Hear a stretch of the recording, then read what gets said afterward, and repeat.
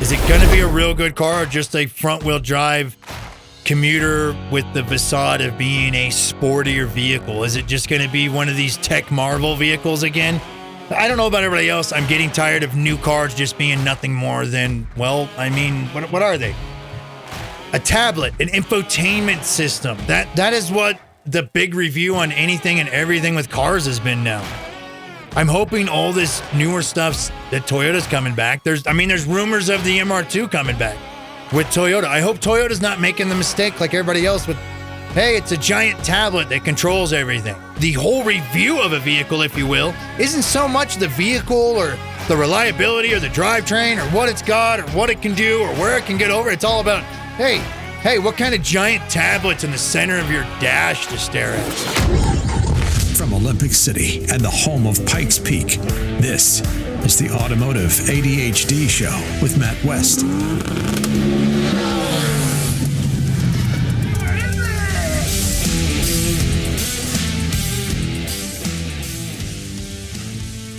Well, your ears do not deceive you. I'm Jim Miller, I'm just a guy, and this is the Automotive ADHD Show. Adam West is out east, and I'm going to be in here kind of filling in as a substitute teacher. So don't adjust them dials, don't change the station. Just keep it up. We'll see if Matt made a good decision trusting me to be here today. Now remember, be gentle on me, everybody. This is my first time ever hosting anything by myself, especially on the radio. Matt put a lot of trust in me, so that means he puts a lot of trust in you guys. So here at Automotive ADHD, we usually kind of started off with a little bit of what's been going on in your world with cars. Well, my world with cars has been just driving a few of when the weather's been real good. It's been real nice for the winter, honestly. It's been pretty warm out here. We've had a couple of snowy days, but really nothing that's been keeping me from driving anything I want to drive. And, I have a lot of right-hand drive imports. Not a secret. It's pretty well known at this point that I am quite the car enthusiast, especially with the cars from Japan. So the drive-through with the right-hand drive cars, the import cars from Japan, it is a very interesting endeavor. I see a lot of people do a lot of different things. I'm actually very, very, very simple with it. But you'll see a lot of videos, a lot of people, they go, I'm going to go backwards. I'm going to go mirror it all the way through, stare at other people in line, order my stuff because I'm on the right-hand side coming to the drive-through, not the left-hand drive. They're going to do that. They're going to get the little arm-reachy claw thing out there clawing to get their biscuits or whatever it is they're getting, their muffins or brownies or spill their milkshake or soda, reaching across the whole car. Look, personal experience and my advice to anybody else that has import cars out there, just stop and get out and go around. Sometimes I usually don't have to do anything at the drive-thru except for pick up food for the kids and the boss lady. But if I have the kids with me, I'll have them just grab it. It's fine. But if I'm by myself picking up stuff for everybody that's actually in charge of my household, I just get out and walk around. But let us know. Let us know in the comments and everything. If you have a right-hand drive car, or if you did have one, what would you do with the drive-thru, or even for the little melting? Would you do it all backwards and be all fancy and get one of the arm-reachy things? Or would you just park up there, stop for a second, hop out, and hand them your credit card or your cash for your meal and go back to your day? I personally just get out and just grab it. I don't have to be that fancy. Anyways, up in a lot of news, apparently Subaru has overtaken Toyota's spot for being a reliable vehicle, according to Consumer Reports. Now, I don't know what to say to this. Anybody that has any Subarus out there is going to kind of know they have kind of a reputation for head gaskets. I think it's a little over-exaggerated. I'm not that familiar with a lot of the newer Subaru stuff, but let's be straight with it. Subaru being more reliable than a Toyota. Look, if I thought Toyota's reliability was ever going to be overtaken, I would have thought it would have probably been with, I don't know, a Honda. Or they would have been like, oh, well, it's Toyota's fancy luxury company, the Lexus. The Lexus overtook it. But Subaru? That's who overtook Toyota. It's a Consumer Report survey, it says on here. Driver survey. Respondents have ranked And it says Subaru. This is according to Consumer Reports, ladies and gentlemen. A relatively small Japanese manufacturer, yada yada, something with the EVs, hybrids, and other. I don't see it. I do not see Subaru being more reliable than a Toyota, or even a Honda for that matter. You're crying out loud. I don't even really like Hondas that much, but even I can see the reliability of a Honda. But we have to remember a lot of these Consumer Reports are what? They're surveys. I don't know who they surveyed. It's like they surveyed 12 people that were out in the middle of Boulder or something. What do you drive? What do you think's more reliable? What would you get? Yada, yada. I want to actually see what some of these questions may or may not be with this. Like, how many times do they buy one? Do they only run a Subaru for a year? 2 seasons? 1 winter, 1 summer? Oh, it didn't break down on me for having for the first couple years. My vote's still with Toyota. And I think if anybody ever actually truly takes Toyota over on reliability, it's going to be Honda, not Subaru. This is not a very good look. So I don't know if they need to get more people doing these surveys. I don't know if the survey's got to be getting out there to more regions or areas. I don't know. I don't really believe it personally myself. It just doesn't seem like it's going to be a very accurate. It just can't be accurate. There's no way that a Subaru is more reliable than a Toyota. And Toyota's been on top. As far as Consumer Reports has been, Toyota's been on top and been like the king of reliability. Let's see what it says here on any of it. Let's see, Toyota. It talks about Toyota's luxury division and Toyota being number 1 for a very long time. Talks about how reliable the Toyota 4Runner is on this thing. They're talking about it in the Consumer Reports, talking about the Toyota being. Let's see. I'm not seeing it. It's Motor Biscuit, by the way, is the reference for this. This article is written by Kristen Brown. I'm still not seeing it. I mean, most of this article is just talking about how great Toyota is when you really get into it. Then it gets into the Consumer Reports part. So, man, Toyota's second place. And apparently they do the Toyota and the luxury brands. So Toyota and Lexus together is one whole thing. So they put them together. It doesn't become separate with the luxury brands, according to this Consumer Report. But yeah, Toyota and Lexus is number 2. Subaru is number 1. See, Subaru's been in the top 5. We understand that Japanese brands. I don't know. I'm kind of starting to think this old Consumer Report here is a little bit grimy, right? As the Australians would say. Fun fact with Subarus, if anybody was ever wondering, I actually, as a kid, when I was little, thought that Subarus actually came from Australia because the old Australian Subaru commercial. I always thought that was kind of neat and interesting. I swear, I thought it was a Subaru brand. Subaru was a brand from Australia, not Japan. I learned it wasn't because I got to go with some fancier people than I was to a 1999 big car show in San Francisco. But yeah, this Consumer Report, this whole article is just talking how good Toyotas are, how great they've been. Not a lot on here. How undefeatable. It doesn't matter which Toyota, from the Tundra to the Crown to Priuses, Corollas. Let's see. There's just not a lot on here. The big 2025 Subaru Forester, I guess, is their big flagship for this year. I just don't see it. I think Toyota. I think if I had to make a Consumer Report top 5 list, it would definitely be probably Toyota, then Honda, and obviously keeping Toyota, Lexus together, keeping Honda and Acura together. So those would be my top 2. I don't know if Subaru would even make my top 5 if I really had to say it. And I've owned Subarus before. I was a big WRX STI guy for some time. And I've had Hondas before.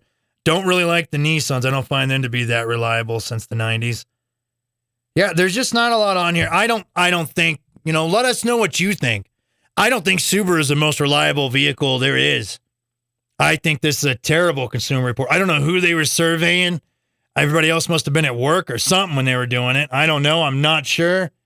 But I don't think it's very good. I think Subaru is not the most reliable vehicle. My vote right now is honestly straight for the Toyota, the Lexus. Then I would shoot for Honda, Acura, maybe throwing a Nissan in there. But I don't know. I don't agree with this consumer report thing. I'm Jim Miller. I'm filling in for Matt West, and we'll be right back with the second part of our show here going on. Let us know in the comments what you think about this consumer report saying Subaru is more reliable than a Toyota.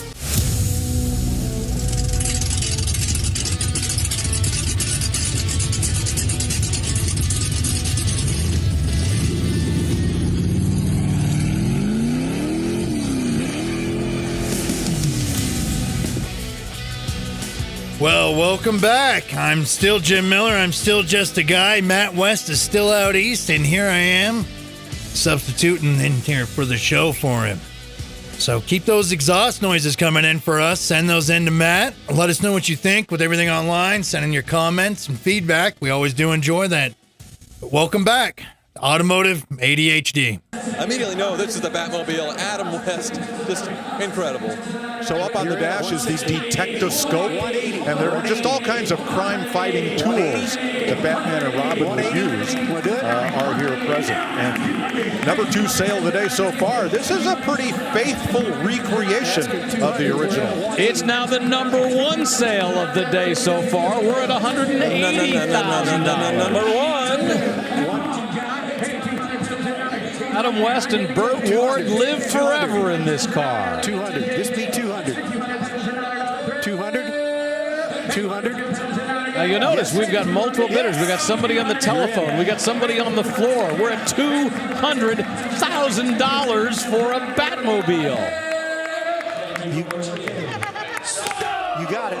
200,000. And away it goes for $200,000, a recreation of the Batmobile from Adam West, Burt Ward days. Holy horsepower, Batman. Oh, man.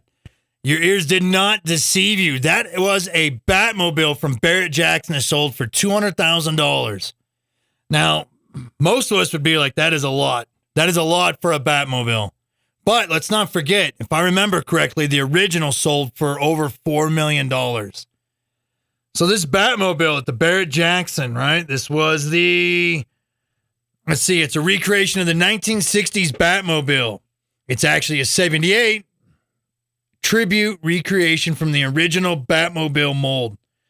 It was a George Barris fiberglass mold of the original Batman number 1 vehicle, which means the main not movie show, because we all know the Batman 60s series, it was a show with Adam West, Burt Ward.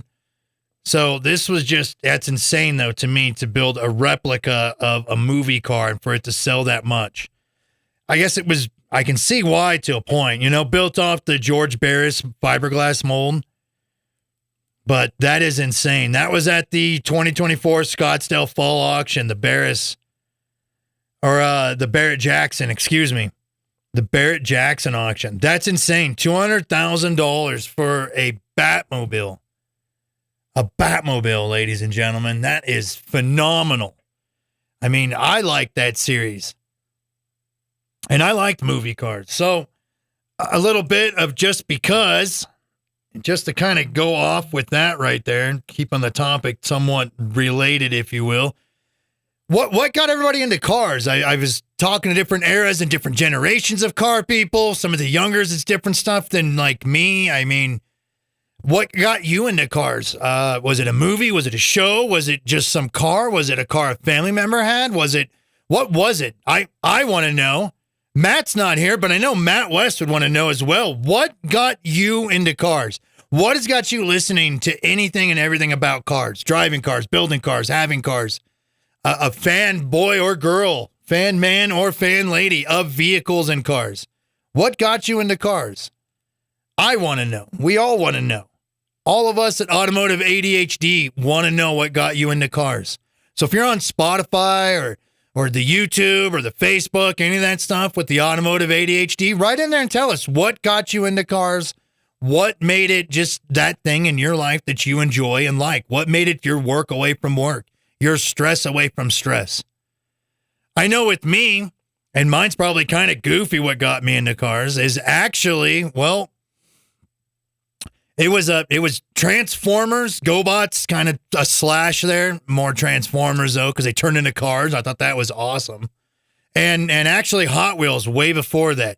But those were kind of the two that are kind of head and head with it that got me into cars. I mean, I grew up pretty poor with not much of anything, but when I was a kid, I mean, you could go play in the gravel somewhere or in the dirt somewhere, and you would find a Hot Wheel. There would just be a Hot Wheel or a Matchbox car, too, if you will, or one of the real janky, this is going to date and age me, but the old cannery store janky versions. You'd always recognize it because at the bottom there'd be like a little tab that would hold a little wire axle on, and you could push it up and move the wheel off and on and stuff. It's kind of cheesy to remember such strange and obscure details from your life, but the Hot Wheels or Hot Wheel style type cars is what really got me initially into cars, because it was just everywhere. It was just everywhere. My father, I'm adopted. He was into a lot of like Camaros and GTOs and stuff when he was growing up and doing a lot of car stuff. Growing up, we had a lot of like old Ford pickups, old Chevy pickups, a lot of the first era of Toyota pickups, more of the 70s ones though versus the late 60s. But yeah, Hot Wheels is what really got me into cars, and the goofy little Transformers. Yeah, Transformers. I don't know if anybody even remembers that stuff or not, but the building of, a guy into a car and then back to a dude, and then it got popular, kind of thing. And it's like the Optimus Primes and all that. So, heck, there we go. Mattel can sponsor us because we liked Hot Wheels and Transformers, or I did at least. But Hot Wheels, I just remember being a kid and there would always be Hot Wheels somewhere. Go to laundromat, there'd be a Hot Wheels somewhere around in that laundromat. Not always in good condition. A lot of times smashed or broke. Just the car stuff was different. When I talked to some of the younger kids about it, or different eras of car people that are younger than me, some of it was the magazines too. Like there'd be magazines we'd get, like Super Street, and some of that got a lot of people into cars. Some of the old custom car magazines for like building these custom kind of, I don't know, the real long-nosed 20s, 30s looking vehicles that were all custom with the wavy side fenders and stuff. People were telling me that those custom car magazines, the lowrider stuff, the lowrider magazines with the trucks and the cars. Some of the even later than that, which is, both these are a little bit after me, was, what was it? They were the video game stuff, like, what was it? Gran Turismo. I hear Gran Turismo was a big part of some of the younger kids. Well, I call them younger kids. I mean, they're probably in their 20s now, at least. But that was a lot of what got them into cars, just video games alone. It's just phenomenal, the different aspects of what got a lot of what seems like kind of broad strokes for getting people in different generations in the vehicles. I mean, I don't know. With me, it was Hot Wheels and Transformers. You let us know. You tell us what it was that got you into cars. Because, we want to know what it was that got you into cars and what made you think it was a good idea. Because let's not sugarcoat it. It is an expensive habit, if not hobby, to have. So we know that Hot Wheels and Transformers was my thing. Well, GoBots. And then any Hot Wheels size styled car was mine. So that's kind of about what got me into cars. But let's look at some of the new stuff coming out. We got some new vehicles, it looks like, coming out from my favorite company, good old Toyota. Good old Toyota. We have, what do we got coming out? We have the newer Land Cruiser, 4Runner, and it looks like a GX as well. So I guess, from what I'm seeing, let's see what this article here has to say about part of it here. Matt's usually doing the article part, looking up the stuff, showing me, talking about it. I'm not the fastest or the most tech-savvy person you've ever seen. Not by any means. I'm actually just a hair above being a caveman at this point. So it's looking like the 4Runner and the Land Cruiser, they're pretty much kind of the same thing, but there's kind of a flip-flop going on with this. The newer 4Runner seems to have the third row seat. The newer Land Cruiser does not. That's kind of weird because the Land Cruiser's always had those drop-down little seats, those drop-down back seats for the third row. And now the 4Runner's having that is what it looks like. But the Land Cruiser's not? Okay, that's just odd to me. And then it looks like the Land Cruiser is going to be what? It's going to be a 4-cylinder. Is this a 4-cylinder hybrid? Is that what it's saying here? And then you get the V6 turboed in the 4Runner. What? That just seems really, really, really odd. Why would the 4Runner now have... Yeah, so the 4Runner has the third row seat. The Land Cruiser does not. What? I don't know. Anybody that's familiar with Land Cruisers and 4Runners, they'll kind of see why I'm a little bit... I almost lost my concentration on it just perusing through part of this article about it. And then what? The Lexus version has a third row seat, and it's really just kind of fancier inside. It looks like more leather and infotainment stuff. Look, I don't know. I like the old Land Cruisers personally. They got the 3-row seats, the little jumpy seats that fold down in the back. I also like the Lexus, the GX 470s. I have one personally. I like that. I like the older 4Runners. I'm not really upset if the newer 4Runner has a third row seat. That's a good option. I think that's a good thing for the 4Runner, but it just seems real not 4Runner-ish. So, I don't know. Give us your thoughts, your opinion on it. It's a little weird. These seem like companion vehicles now at this point. Almost different option styles and versions of the same thing. So, is the Land Cruiser still going to even be relevant? Well, we're going to go to a break right here, and we'll be back to the Automotive ADHD show. 'Twas the night before Christmas when all through the house not a creature was stirring, not even a mouse. The children were nestled all snug in their beds, while visions of turbos danced in their heads. When out on the lawn there arose such a clatter, That was awesome. I sprang from my bed to see what was the matter. When what to my wondering eyes did appear but a Mark IV Supra with boost to hear, and a little old driver so lively and quick, I knew in a moment he must be Saint Nick. And then in a twinkling I heard the tires screech, the prancing and pawing of each horsepower. Down the track St. Nicholas came with a bound, a bundle of parts he had flung on his back.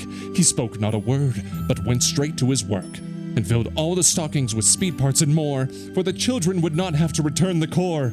He sprang to his Supra, with tires to roast, and down the track he went making the most. With 40 pounds of boost on tap he tore, knowing the children would soon have more. Saying Merry Christmas from the Automotive ADHD podcast. Ho, ho, horsepower. He's the nut behind the wheel and behind the mic. This is Automotive ADHD with Matt West. All right, that nut is not behind the wheel and not behind the mic today because Matt West is out east. I'm Jim Miller. I'm just a guy. Do not adjust your dials. This is still the Automotive ADHD show. It's just that I'm here as just friends, taking up the seat and the helm for a minute, and Matt is trusting me with not only the keys, but also the microphone and the topics and everything else here. So let's not get mad at the substitute teacher today. That means no tax on my seats, no spitballs spit at me. Be gentle, be nice, and you're actually here for a little bit of a treat because if you're coming back with us, you'll probably already know this is my first time ever hosting a show by myself. Which sounds weird, but it's very, very relevant. And do you know why? This is a car show. And let's not forget, some of these radio kind of aspects have a lot to do with a lot of car stuff, too, actually, I've been noticing since I've been doing this for about a year now. You think about it. When you first start driving, what do? You're driving with other people. You're riding with other people. Got to get a permit, blah, blah, blah, yada, yada. Put in some hours, put in some time. Learn to parallel park, how to use the turn lane, get on the highway, get comfortable with driving, people being there with you. Then once you're an adult, what do you get to do? It's by yourself. Hey, I trust you by yourself. Just like Matt is trusting me right now. So there's some parallels to this, to be honest with you. So I'm in a trusted position now where, as just friends, I can come on here and do this show for Matt West, while he's out east. So that is a very interesting parallel with everything else going on. I thought it was kind of neat to notice it. And like I said, this is the very first show that I, Jim Miller, just a guy, has ever hosted or been trusted to host. So, and some more car news, though, since you're here and here with me. The Celica's coming back. Toyota. We know I'm a Toyota. I will do anything for a Toyota. It's kind of like a Klondike commercial. What would you do for a Toyota? And it's like, yes, I would make friends with the seal, and I would eat ice cream with him. So the Celica is back. I've always liked the old Celicas. The Celica kind of died for me personally when it went to front-wheel drive. When they still had the GT4s, or all tracks, if you will, the all-wheel drive options, that was still kind of cool, kind of neat, kind of nice. I liked it. I have a few GT4s. Yeah, you heard that right. I have a few Celica GT4s. Man, I have a bad car habit, don't I? But Toyota's announcing the Celica is going to be back. Let's see, what is this article going to be telling us about it? Let's see here. From Best Car, a Celica prototype is expected to appear on the 2025 Toyota Auto Salon in January. Well, that's not that far out, is it? Got a few more weeks and we should be seeing that. Some online sources claim to have some photos of the returning coupe, yada, yada. Described as a muscular and able to compete with the Ford Mustang. Okay, however, if anybody remembers the original Celica, you'll remember it from the 70s, right? What did it look like? It looked like a Mustang and a Camaro had a baby of some sort. And we're just like, you know what? It doesn't belong to me. Nobody wanted to claim parentage of the original Celicas. But it did look like a Camaro and a Mustang, from the 60s, early 70s had a baby. And that was a very nice looking car, especially in the hatch. And I like the little coupes too. But my big question with the new Celica coming out, they got all these GR versions of this and that, GR Yaris, which I'm not into. GR Corolla, we've all heard the horror stories of the GR Corolla. Don't go over 85 miles per hour. You don't have a warranty no more. Hopefully they don't have any of that nonsense. GR86, I kind of feel like they kind of didn't do that good with the 86 moniker because I'm an AE86 guy. Matt West is an AE86 guy. We have a lot of AE86s here between just the both of us. Okay, between just me. But still, the point being with it, we are AE86 guys. GR Supra, I do not like the new Supra. I just don't like BMW guts. That's just what it is. I mean, how do you start all that crap and, you talk all that crap, start 2 world wars? You build German cars, right? You build Mercedes, Porsches, BMWs, Volkswagens, all that. And you're like, it's just not my thing with it. So I was not a fan of the new Supra. So is the new Celica, is it going to be good? Is it going to be a monster? Is it going to be an all-wheel drive? Is it going to be a GT4 or an all-track? Are they going to have anything good going on with it? Is anything neat going to be happening with it? Is it going to be a real good car or just a front-wheel drive commuter with the facade of being a sportier vehicle? Is it just going to be one of these tech marvel vehicles again? I don't know about everybody else. I'm getting tired of new cars just being nothing more than, what are they? A tablet, an infotainment system. That is what the big review on anything and everything with cars has been now. I'm hoping all this newer stuff that Toyota's coming back. There's rumors of the MR2 coming back with Toyota. I hope Toyota's not making the mistake like everybody else with, hey, it's a giant tablet that controls everything. That's the infotainment system. That's the radio. That's the stereo. That's how to control the heating and stuff. I personally don't like any of that. I myself, and you can like different stuff, please. Like different things. Let me know what you like. A whole interior of a vehicle now, or the whole review of a vehicle, if you will, isn't so much the vehicle or the reliability or the drivetrain or what it's got or what it can do or where it can get over. It's all about, hey, what kind of giant tablet's in the center of your dash to stare at? I'm not a big fan of all that. I don't like modern technology just being touchless or screens with push touch nonsense and it controls everything. I don't mind having a lever for my heater and stuff, or a knob, if you will, if you get, more 90s on up. That was the lever for the heat. That was really dating me, wasn't it? But I'm hoping they don't make mistakes with some of these vehicles just being, just infotainment systems, large tablets inside for the interior stuff. I hope it's got some soul to it. They were kind of, I'm hoping Toyota, especially if they're going to bring back the Celica and the rumors of the MR2 coming back, I hope they're just not soulless tablets on wheels. I mean, it's neat that they got Wi-Fi and stuff with some of these cars now coming out and that, but that's just so I don't have to put a DVD player in the back of the seat or something for the kids to watch. I think they got cell phones and stuff now, so they don't even need that. But a whole car should not be a giant tablet. It should not be a review of how good does your tablet work compared to this company's tablet, which all came from the same giant darn building of crap. I miss the old era of cars having a little bit more soul. I mean, this kind of loops over to like what I think of some of this Tesla stuff.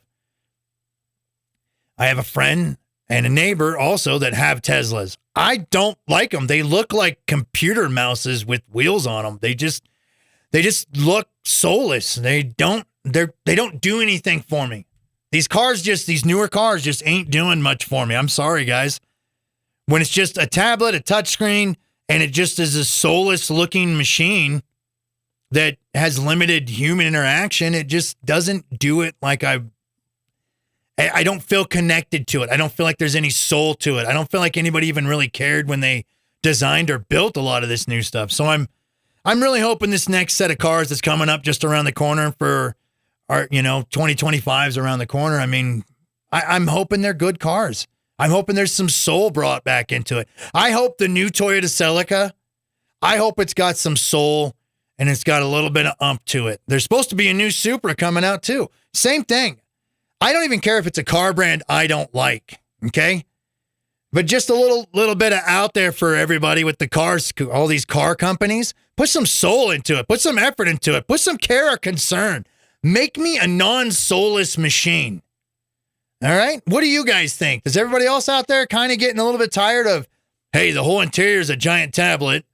Here's this soulless machine that, I don't know, I think at this point they're starting to build them with AI because they all look so much alike. There's not a lot of differentiation other than the logo of the company. So let us know what you think about that. I'm curious. I'm kind of getting a little fed up with the soulless machines and an interior that consists of nothing but a tablet. We'll be back. We'll be back to Automotive ADHD shortly.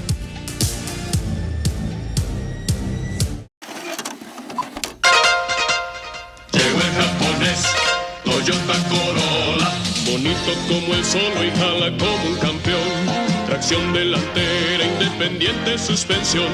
Toyota Corolla, llegó el japonés. Toyota Corolla. Toyota Corolla, el milagro japonés. Toyota Corolla.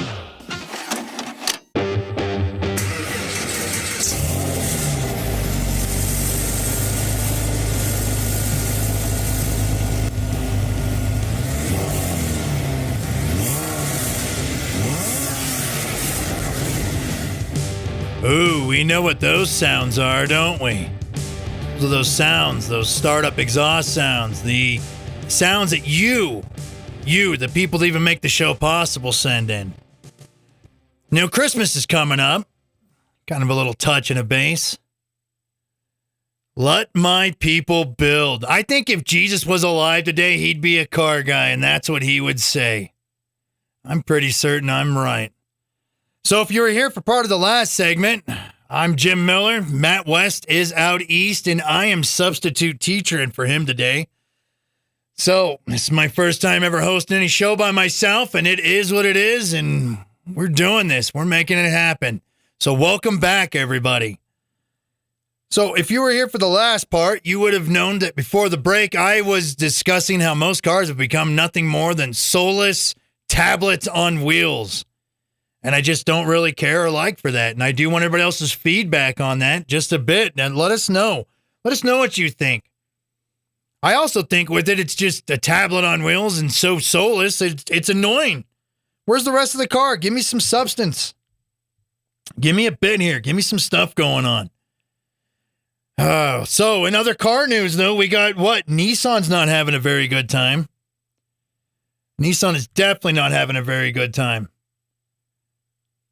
Apparently, they're about to go bankrupt. And what are they saying? There's 18 to 26 months or so. We're getting different reports and different people are saying different things, this and that. But let's really be straight with it. Nissan, what's the last thing they did good? The GTR? Was there good thing they did? I think those diesel Titans were okay. I'm not real sure. I'm not a big Nissan guy. I do appreciate a lot of their older 90s stuff. I mean, they've had Skylines, GTRs. I mean, from the 90s on back, they seem to make a lot of pretty good stuff, well-rounded stuff. Never really liked the Sentra, never liked the Nissan Altima, none of that stuff. That's just not my shot of whiskey. It's front-wheel drive stuff. It's fine. But it's looking like what? Honda might be coming in to save the day?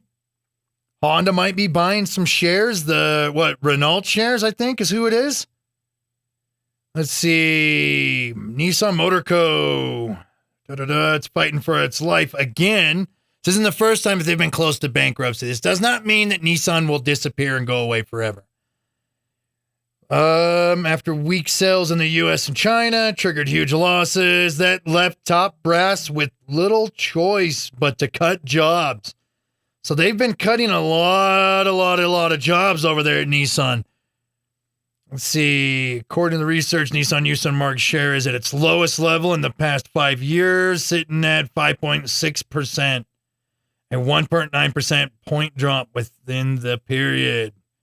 It just sounds bad for Nissan. I think Nissan's selling off its shares of Mitsubishi. I can't remember the exact percentage, but they own, I don't know, I think it's like 12 or 15% of Mitsubishi. They're going to sell that. They laid off a bunch of workers at Nissan. They're trying to really cut back. It's looking like Honda might come in and kind of save Nissan, but what does that mean, really? We could be speculative all about it all we want right here. We could be just saying the what ifs. What if Honda comes in and save Nissan? Does that mean Nissan will stay Nissan? They'll stay separate, but Honda will just collect off the Nissan name? Or does this mean that Nissan would be just absorbed into Honda and turn into a subset of Honda? Where it's like Honda, Acura, Nissan. I mean, what could happen with all this? I don't know. I don't think any of us know. We know it's not the first time Honda's had Nissan's had a bad time economically speaking. So it could be almost anywhere with that. Let's hope. Because I don't like seeing car brands go away. It starts to really let me know my age, my date, my period of time I'm from.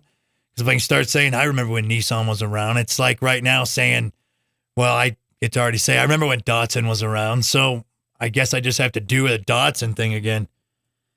I'm hoping Honda comes in and does save it.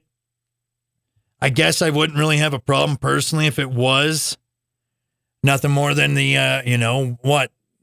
Honda, Acura, Nissan, Infiniti, I guess. I guess that's how they'd put it together, right? Who knows?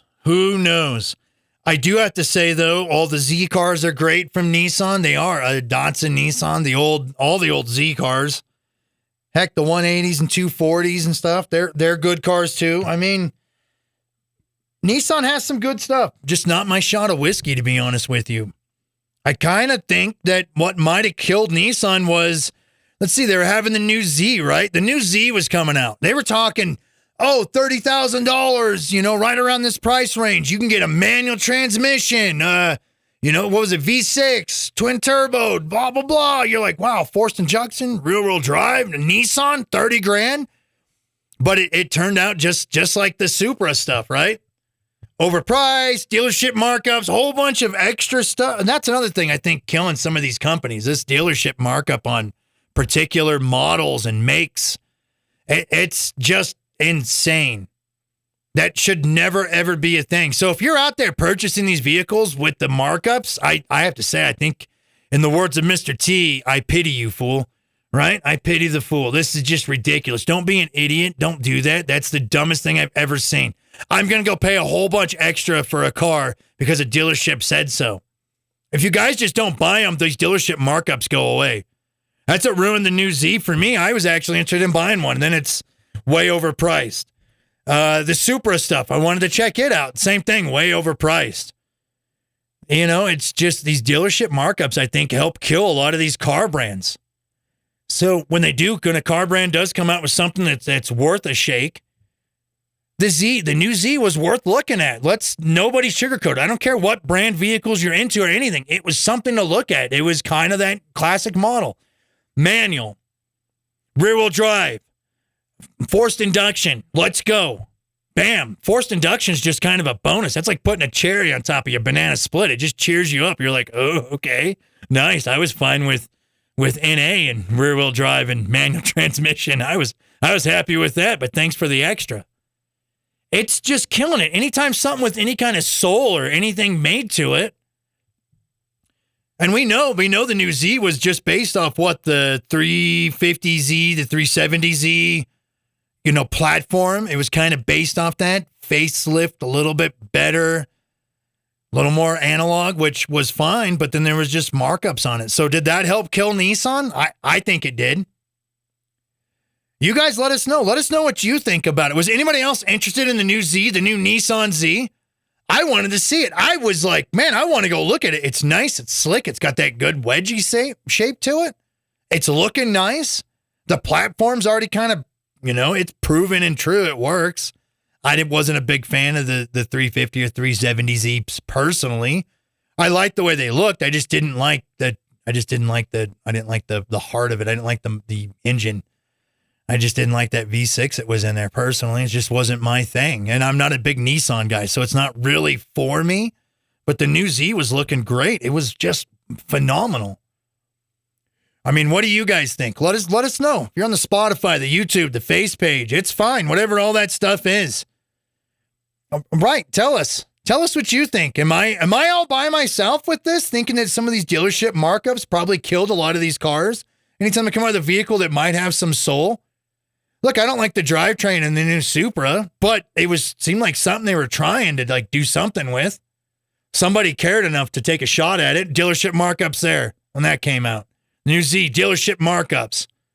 Is this what's killing a lot of the car brands? Is this what's making it hard for people to get into some of these cars or even wanting to buy a new car? I don't know. We need to really, really, really start looking at that. And if you're out there buying these cars with the markups, let's get back to that. Stop doing that. You're ruining it for everybody. You're rewarding bad behavior. That's just not good. Anybody buying cars at dealership markups, I pity you. I just think you help ruin what's left of, any of the cars that have souls in them coming out from some of these companies. Well, it looks like that's about it. That's everything. I'm Jim Miller. It's the first show I've ever hosted by myself. Matt West will be back from out east soon enough. Thank you for joining me. Thank you for allowing me to be here. And I appreciate it. Thank you so much from all of us at Automotive ADHD.